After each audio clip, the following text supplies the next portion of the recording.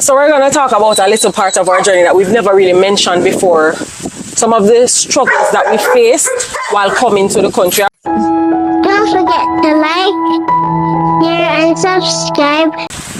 So when I had decided to come to the country, I had no money.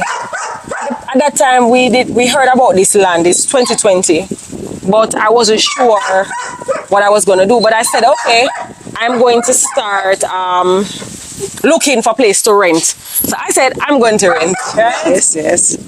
So I came, I asked a friend of mine, and she located a place for me, and I didn't want, because it was me and Sky alone, and she was a baby at the time. I didn't want to how do I say it? I didn't want to live by myself. Right. You know, I was thinking of security reasons, Yes. safety. So I said, all right, let me rent with a family. So called them. She vouched for them because she knew the wife. She said, yeah, man, it's a nice lady, whatever. Fine. Went to live with them. So I was there from August 2020, and I left February 2021. Okay. February 2022. Okay. Yes. February. So I was there for 1 year and 6 months, basically. But did you share facility with them? No, I didn't share facility with them. What I shared with them is a yard. Okay. Shared the yard with them. I had a little washroom downstairs for myself, and upstairs there was a little 3-bedroom. It was a 3-bedroom. It was comfy. Built modern. Right. But you would come to visit mommy, and what did you notice when you came and you visited? When I came, I noticed that you didn't really have any furnitures. Right. So they had a couch there, Yeah. and it was very moldy, and you covered it with a cover. Covered it with I went down to the town, and I got I think I got it at a Bashko. I got a settee cover. Right. And I just covered it because it was moldy and I couldn't afford a couch. As you mentioned, furniture, very good. I had a friend named Odin. Hey, Odin, if you're watching this. And he told me that one of his friends is leaving where they are, and they're selling their stove, which is a 4-burner stove, and a refrigerator. So I said, okay, I want the both of them. And they sold it at a very reduced cost. So I said, oh, okay, this is what I'm going to start life with. So a 4-burner stove and my refrigerator. And I had to buy a bed because I had no bed. But the bed that was there was a bed that was there, but it was moldy. And I didn't want to sleep in that bed. Right? Every day or whatever. And there was a little twin bed, and that was full of mold too. And big up to my 2 friends, DK and Darren, who, you know, at the time I think their daughter was about 7, and they had kept their crib. Okay. And Sky could have gotten their crib. And so Sky stayed in their crib at the time because she was that small anyways. So she needed a crib. And so there was a little table in the living room. Right. That let me speak about the table. The table had a stand in the middle, and it was very unbalanced. So you have to catch it up on the wall. Yes. And if you press on it too much, it will turn over. So you have to be very cautious using that table. We just never really use the table. Right. We just have it there. Right. The cupboards again. They were just the drawers. When you pull out the drawer, how it was positioned like a L. So the doors, the cupboard door is here to the sink, and when you pull the drawer, it would hit on the cupboard door. So every time you pull the drawer, it's like you're hitting out the cupboard hinge. Right. So that eventually pop off. And the bath, the bath, no, it never made properly. There was no reinforcement under the bottom. Right. So it was just. So you stand up in there, you feel the bath, literally the bath moving with you. And so one at the time we bathed in, it popped. Right. And you know, I was there for a while. I'd say maybe a year before I started to get any drama. Because everybody in the community told me that, you know, how you live there so long? Nobody ever stayed there so long. I'm I don't know what you're talking about. But I remember, I know the Lord has given me some form of discernment. And I remember saying to mommy, say, boy, I can't stay here too long. Because, you know, one of the landlords not so nice, and she said, you're judging people or whatever. So said so done. It came to fruition. I'm not going to go into any details, but the point of telling you this is, people, I went through struggles. You see us now and say, oh, you're both staying here. No, the Lord has brought me here, and because I knew where we were going, I put up with that. Yes, you know the journey you are on. Right. And this is not the end. Right.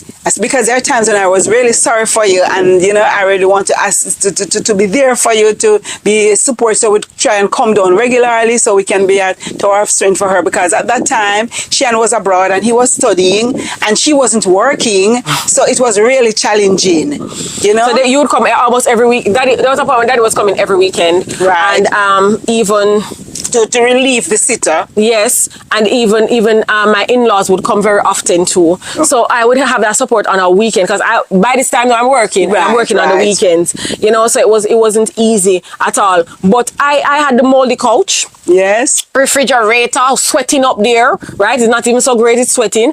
And the table turning over, right? The bed that was moldy as well. As I tell you about the bath, you know, we put up with a lot of things. Remember, your sister has to take a bed.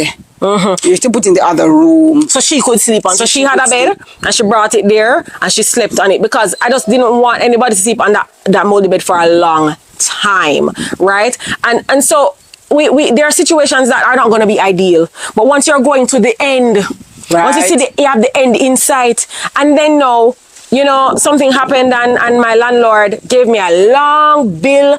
Oh, you know, the bath got broken, the door. It was cheap fixtures and I was grateful for it. But things started popping down after a year. And it's not like I have 3 picnic people, it's a baby. So it's not like I go down there popping down the things. But one of the days the landlord came to me one time and said, you know, basically insinuated I didn't like all the visitors that I was having. But I'm like, I'm a family person. You know, I cannot have the visitors. So I guess they were insinuating that my family come there and popping down the place. Right? And they gave me a long bill and I just paid my bill to say, you mash up the bath, you mash up this, you mash up that, you mash up that, paid. And I made a sacrifice and I just paid it, cut back other things fine, because I was leaving. I knew I had a date in mind. How did we get to that date in mind now, Mama G? Because now you are selling your house. You don't know where you're going to live. Right, because we couldn't live there. Right. All of these things were unfolding. We couldn't live there. So I prayed and I asked the Lord to help me to help us to get somebody who is a Seventh-day Adventist and migrating. The reason why I prayed that prayer is that I didn't want to live with a landlord. I see what Sasha is going through, and I lived at my own place for years and was comfortable.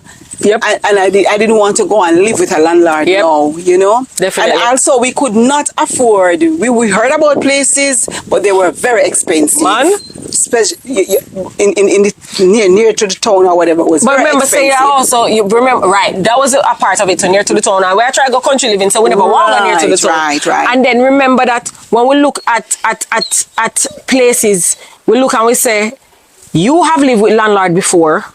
Meaning you in your past life, you know, early years, you just never wanted to do landlord again. You didn't want to go back there. You didn't want to do landlord again. So we were praying, Mommy was praying that specific prayer. She wanted boy, that prayer was so specific. She wanted a landlord with Ghana foreign. And then a friend from who was living in Portmore, and we've moved to come down here. We met them and we told them, it's a couple, and they called us. They called us one afternoon and said, guess what? Our brother is migrating and he's renting his place. A church brother, an Adventist, Seventh-day Adventist. We were so happy. We left. Immediately we went. And when we went, we liked the place. It was immaculately kept. It was an old house, right? It was, maybe a lot of people would not live there. Because people come there and says, here, so you move to country? Yes. This is where you move to country? I remember one person said to me, is this you sell your house and buy? But people, we have an aim. So the critics didn't matter to us. We didn't, the kitchen wasn't that modest. It was, as I said, it was an old kitchen. We had to put linoleum because the tile on the kitchen counter was broken up, and we bought linoleum and we put it on it. I remember we have a day worker who would come in and give and tidy up, and she said she would not go into the kitchen. She can't manage that kitchen, right? But kitchen is not up to her standard, and she's not going to clean it, right? But we know what's the aim. So this did not deter us. This did not shake us at all. It only make us stronger. Yes. So you know, we would go to that place and we'd sit on the toilet, and we're not downgrading the place. We're saying the sacrifices we made, some things that people wouldn't do the Lord tell us for a time. Yes, do it. So we sat on, you'd sit on the toilet rocking with you. It just wasn't positioned properly. No matter who we got to get plumber, whatever, it just wouldn't, it just needed to be changed, yes. Right? And even our furniture, we had to put it in a shed, and we lost a lot of things because Mama G them have them furnitures. Remember, I never really have anything, thank God. Mama G them have them furniture, and it's in a shed, and the rats take over the shed, and a lot of things got destroyed. Rat pee and them bite them up, all sorts of things. Yes, and we have some windows in the house that couldn't open. They were somewhere gone, somewhere missing because it's louvers. Right. But we were comfortable, and we were not ashamed to bring people there. We had luncheon there. So whatever situation you find yourself into, be content, be happy. God will take you out and bring you to a better place. And do not think you're going to move to the country. So for us, it was a transition. Right. It wasn't from our home originally in Portmore to the country. The path the Lord had for us was a transition. You understand? That was the thing. Samson has been quiet the whole time. I can't quarrel with him. So we are grateful. We're just sharing this part of our journey with you, that we put up with things. Yes, we put up with things too. It wasn't easy. And it's not going to be easy, but it's character building. Some places I think I never live.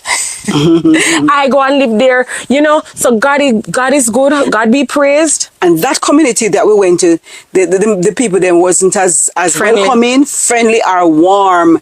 I remember we had to go back to Portmore just to be refreshed. Yeah, and you said, Mommy, this is home. This Portmore is home for me. Yes. You understand? Because of how we felt. We weren't welcome. Church people were trouble. Yeah, and our own brethren wasn't happy for us. Brethren, let me tell you something, man. Sometimes in this journey, you're going to get some fight. You're going to be up against some obstacles are going to be in your way. But remember who is leading you and who have called you to this. That is it. So we're not here to show you our country living and boast. We're here to say you can do it. If we do it, people. But if we do it, you can do it too. That is all we're saying. Go with God. We had to take a loan. Yes, we explained that in a video. And a loan is not for everybody, but there are some loans that the Lord will bring you out of. And we are debt-free. The only loan, I'm going to share this with you, the only loan we have right now is my car. The car go on back and them sell the car and get them things. That's the only loan we have now. We are debt-free family, basically. So you can do it too. Go to God and ask Him, what route? Where should I go? What should I do? And you talk to Him. That is what we're encouraging you to do. All right? So for this 2025, you're embarking on this country living journey. If you're not in the country yet, be encouraged. With God, all things are possible. Trust me. And this is just a little part of our country living journey. If you want to see the other part that we've shared before, here it is.